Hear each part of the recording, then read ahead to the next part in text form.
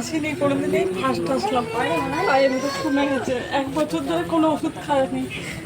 ভালো আছে, ফুচকা বিক্রি করে তো দাঁড়িয়ে দাঁড়িয়ে থেকে পায়ে ব্যথা ছিল, এখন কমে গেছে। এখান থেকে মানে কষ বেরোতো, প্রয়োজন হয়ে গেছিল এমন, ওষুধ খেতেও ভালো হতো।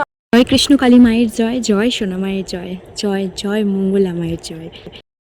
এই ভক্ত কিন্তু এই প্রথমবার এখানে আসছেন। উনি ভক্তি ভরে ঘরেতেই মাকে ডেকেছেন আর জবা ফুল খাইয়েছেন। পাশে একজন সাদা জামা পরে আছেন, তিনি ওনাদেরকে বলেছিলেন কৃষ্ণকালী মায়ের কথা।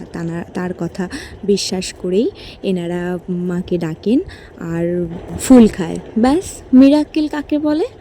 এখান দিয়ে পুরো পুঁত জমে রস বেরোতো, মানে প্রচণ্ড একটা বিভস্র ছিল। বাট ওষুধ খাইনি প্রায় অনেক দিন হয়ে গেল। তারপরেও মায়ের জবা ফুল খেয়ে আর মাকে ভক্তি ভরে ডেকেই ব্যাস মিরাক্কেল। কে বলেছে মা নেই?